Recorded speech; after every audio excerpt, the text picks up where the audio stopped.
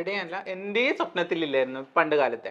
അപ്പോൾ ആദ്യമായിട്ട് two wheeler എടുത്തു. എന്നും ടൂ വീലറിൽ തന്നെ, എവിടെ പോയാലും ടൂ വീലർ. ഇനി കണ്ണൂര് പരിപാടി ഉണ്ടെന്ന് പറഞ്ഞാൽ ഞാൻ തിരുവനന്തപുരത്ത് നിന്ന് ഇറങ്ങും ടൂ വീലർ കൊണ്ട്. അങ്ങനത്തെ ഒരാളായിരുന്നു.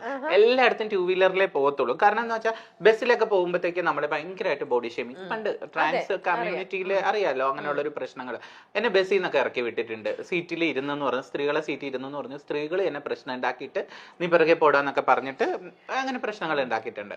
അപ്പൊ അതൊക്കെ എനിക്ക് ഭയങ്കര വിഷമായിരുന്ന സമയത്താണ് ഞാൻ ടൂ വീലർ ആദ്യമായിട്ട് എടുക്കുന്നത്. എനിക്ക് എൻ്റെ ഒരു വലിയ ആശ്വാസമായിരുന്നു ടൂ വീലർ. എന്ന് വെച്ചാൽ ആരുടെ മുഖം കാണേണ്ട ആവശ്യമില്ല. ബസ് സ്റ്റോപ്പിൽ നിൽക്കണ്ട, പോകുന്ന ആൾക്കാരുടെ മുഖം കാണണ്ട, ബസ്സിൽ കയറിയിട്ട് ആരുടെ അവിടെ വഴക്കുണ്ടാക്കണ്ട, അല്ലെങ്കിൽ എന്നും വഴക്കാണ് എവിടെ പോയാലും. ഈ പണ്ട് ഞാൻ മിമിക്രിയിൽ കളിക്കുന്ന സമയത്ത് പ്രോഗ്രാമിന്റെ വണ്ടി നമ്മൾ നിൽക്കുന്നിടത്ത് നിർത്തില്ല. അവർക്ക് എന്തോ നാണക്കേടാണ് ഞങ്ങളെ എന്നെയൊക്കെ വണ്ടി കയറ്റാൻ. അപ്പൊ മിമിക്രിയുടെ വണ്ടി കുറേ അങ്ങോട്ടും, അപ്പൊ ഞാൻ പിറകെ ഓടണം. അപ്പോൾ പിറ്റേ ദിവസം ഞാൻ വിചാരിക്കാം ഇവര് അവിടെയല്ലേ നിർത്തുന്നത്, അവിടെ ചെന്ന് നിൽക്കാന്ന് പറഞ്ഞാൽ അവര് വേറെ എവിടെയില്ലെന്ന്. അവരിങ്ങനെ കളിപ്പിക്കും.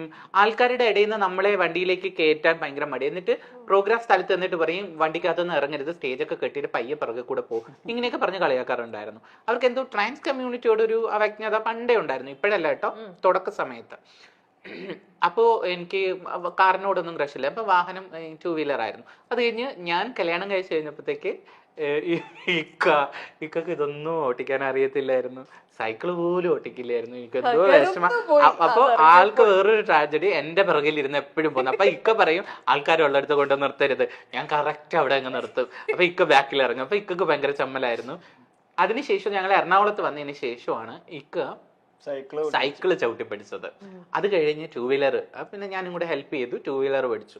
ടൂ വീലർ പഠിച്ചു കഴിഞ്ഞിട്ട് വണ്ടി പഠിക്കാൻ പോകുന്നെന്ന് പറഞ്ഞു. ശരി, അപ്പൊ ഞാൻ പറഞ്ഞു ഇക്ക വണ്ടി പഠിക്കുകയാണെങ്കിൽ ഞാൻ കാർ എടുത്ത് തരും, ഇക്കയുടെ ബർത്ത്ഡേ ഗിഫ്റ്റ് എന്ന് പറഞ്ഞു. ഇങ്ങനെ വെറുതെ തമാശ.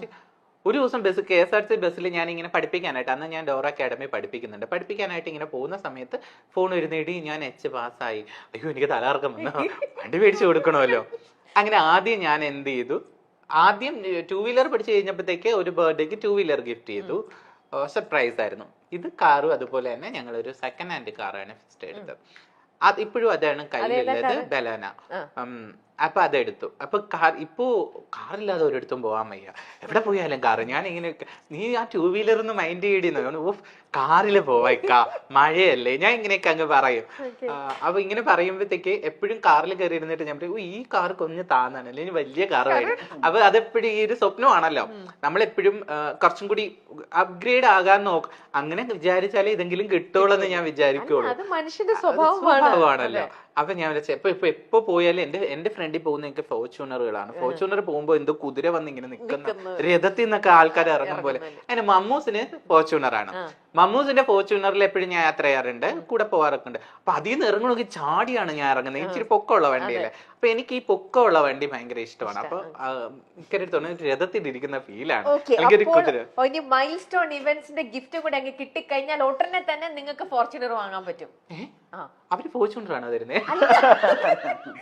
അല്ല, മേടിക്കും. ഫോർച്യൂണർ ഞാൻ മേടിക്കും. അപ്പൊ ഇപ്പൊ ഉള്ള താമസിക്കുന്ന വീട്ടില് അത് കയറ്റാനുള്ള സ്ഥലമില്ല. അപ്പൊ ഇക്ക പറഞ്ഞ് വീട് ഇടിക്കാം.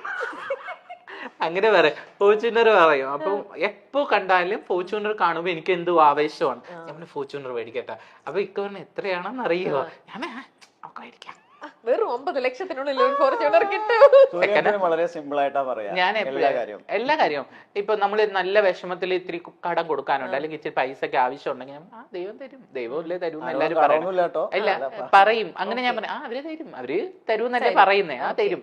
ഇങ്ങനെ ഒരു പോസിറ്റീവ് ചെയ്ത് ഇപ്പൊ ഫോർച്യൂണർ എന്റെ അടുത്ത് പറയുന്ന, ഇപ്പൊ 1 കോടിയുടെ വണ്ടി കണ്ടിട്ട് എന്റെ അടുത്ത് പറയാം അത് 1 കോടി രൂപ അടി എന്ന് പറയാം. 1 കോടി അല്ലല്ലോ. അങ്ങനെ അല്ല, ലൈഫിനെ നമ്മൾ വളരെ പോസിറ്റീവ് ആയിട്ട് നമുക്ക് എല്ലാം നേടാൻ പറ്റും. പക്ഷെ ആൾക്ക് ഭയങ്കര ടെൻഷൻ. ഇപ്പൊ നിങ്ങൾ നേടിയത് എന്താണെന്നൊന്നും അറിയണ്ടേ, എന്ത് സമ്മാനം കിട്ടുന്നൊന്നും അറിയണ്ടേ, ഈ കഥകൾ മാത്രം എന്തോ ഇവന്റ് നടത്തി ഇനി അങ്ങനെ പറയൂല. അല്ല, മൈൽ സ്റ്റോൺ ഇവന്റ്സിന്റെ വക മൈൽ സ്റ്റോൺ ഇവന്റ്സ് ചെയ്യാൻ പോകുന്ന ഫസ്റ്റ് ഇവന്റിലെ മണവാട്ടിനെ അണിയിച്ചൊരുക്കുന്നത്